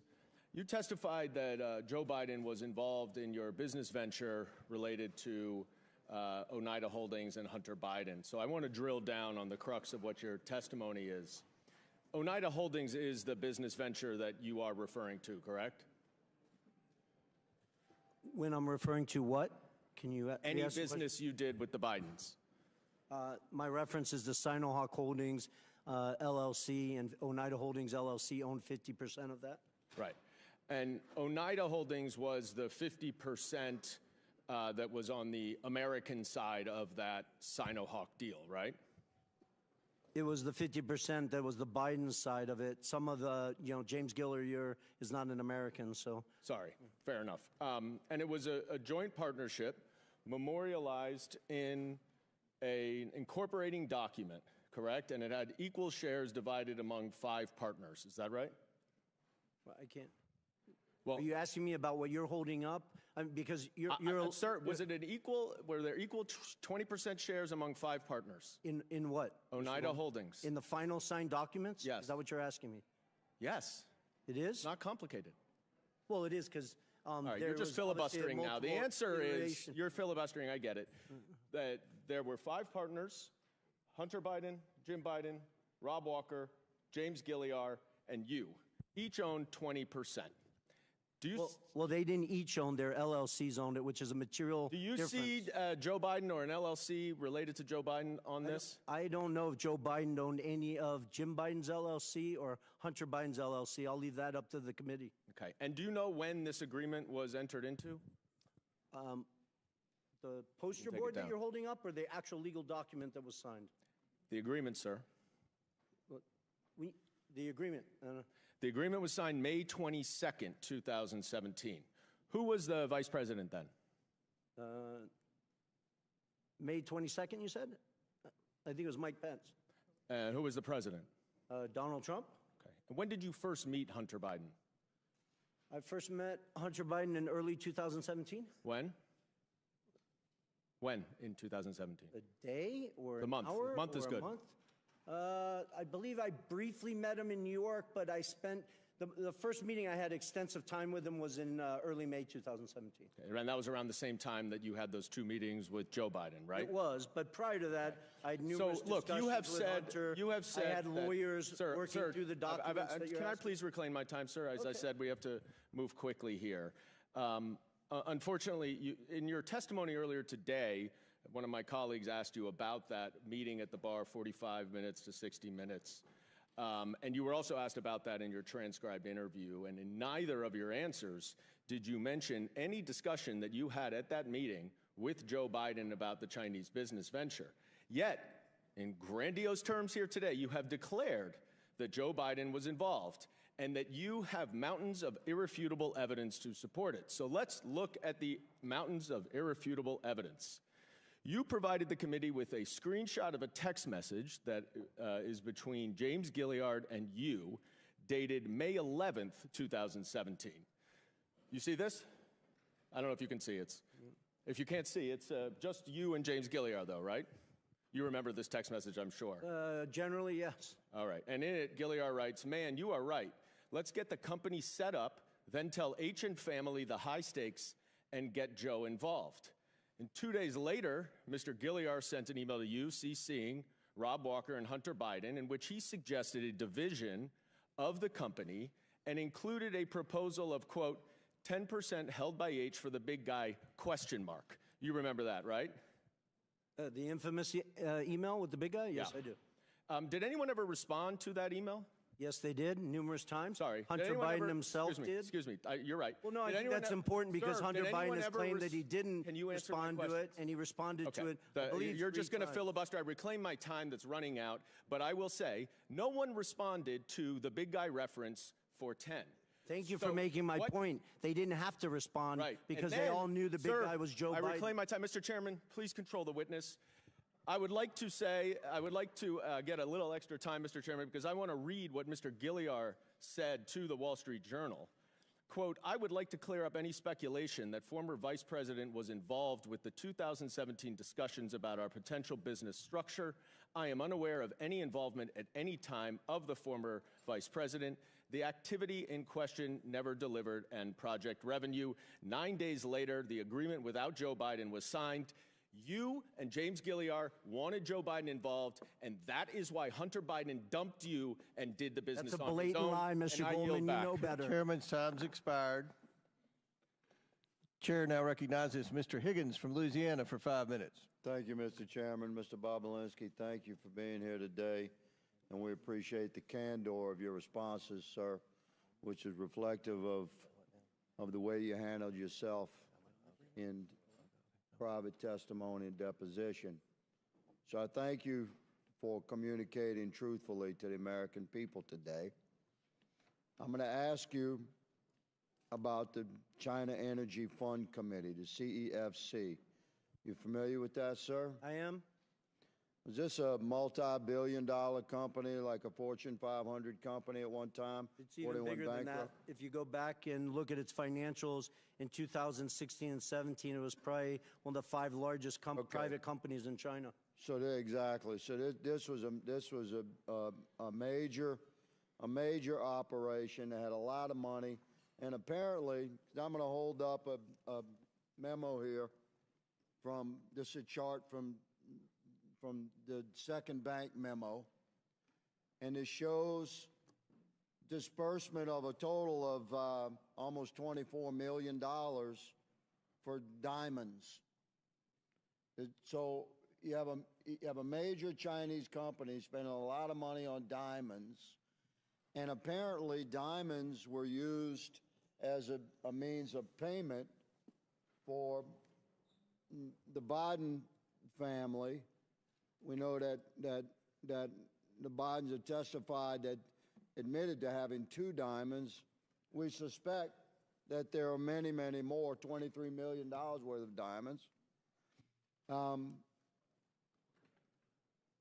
Are you familiar with the exchange of valuable assets to pay the Bidens other than electronic transfers of monies? Are you aware of payments in diamonds, payment in cash, payment in board memberships, et cetera? Am I generally aware of it, Yes, or was sir. I involved? Yeah, I read Jim Biden's and Hunter Biden's transcript multiple times. Jim Biden in that transcript references 2 diamonds that were given to Hunter Biden.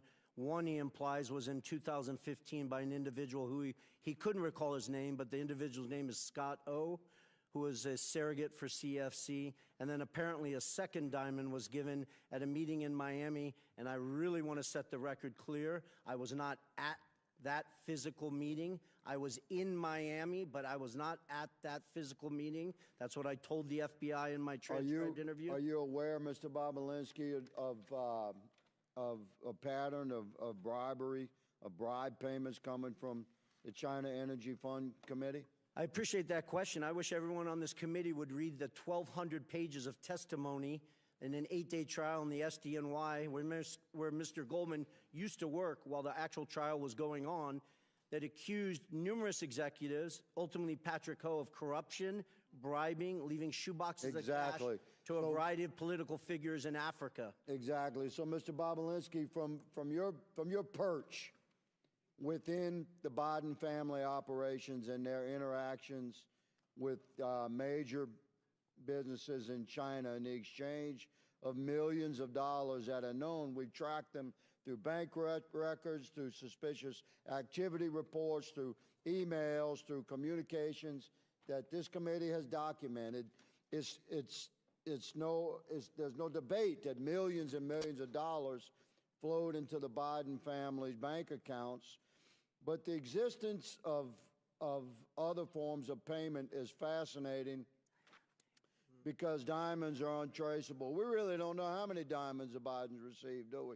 We don't. And for somebody who's been to mainland China probably 10 plus times, Hong Kong probably 15 plus times, I had hundreds of people, Congressman, I had hundreds of people working for me in mainland China.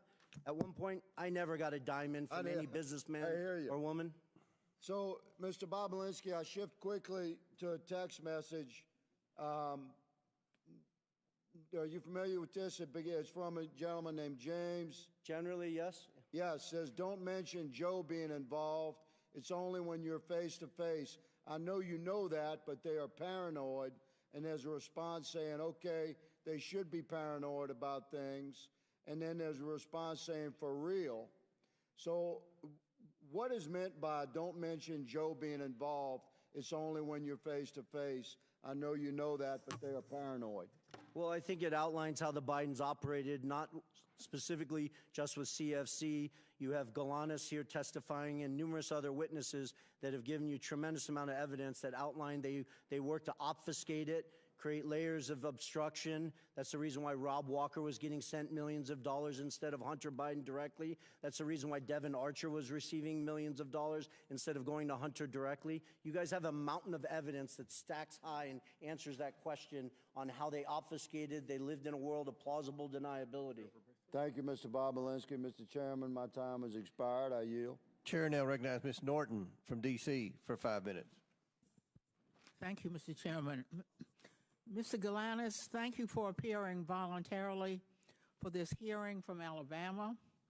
I understand you are currently serving a 189-month sentence in federal prison, almost 16 years, after being convicted of not one, but two,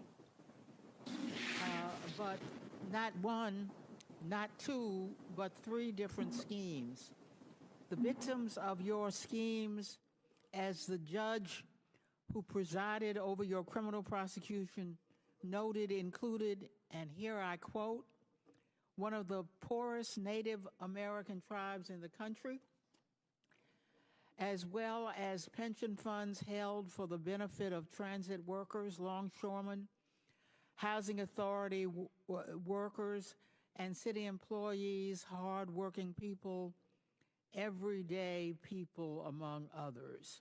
The court also noted that you personally benefited from these schemes, and again I quote, using over $8 million, almost $9 million, for lavish personal expenditures, including home expenses, automobiles, travel, clothing, jewelry expenses, and meanwhile, investors were left with nothing. But this is not your only encounter with prosecutors. In another case, the Security and Exchange Commission charged you in 2005 with accounting fraud in connection with your involvement with Penthouse magazine. And in 2010, you were convicted of attempted tax evasion and were sentenced to 5 years probation in order to pay nearly $2 million in restitution. In imposing your prison sentence, the judge noted that you are, and here I quote, an extremely Extremely talented man, extremely gifted in his interpersonal skills, uncommonly so. He is very persuasive as an individual, and those were the tools in his tool bag of the fraud he committed and the people he ensnared, his intelligence, his interpersonal skills, his charm, if you will. And this is something that is not unseen in people who are commonly referred to as con artists. Another judge who presided over your case referred to you as, quote, a skillful con artist. A skillful con artist, that is who my Republican colleagues are relying on to carry their water in this sham impeachment inquiry after their last star witness, the author of the infamous FBI Form 1023, was indicted for lying and outed as a likely Republican agent. It is time we put an end to this pathetic and desperate inquiry.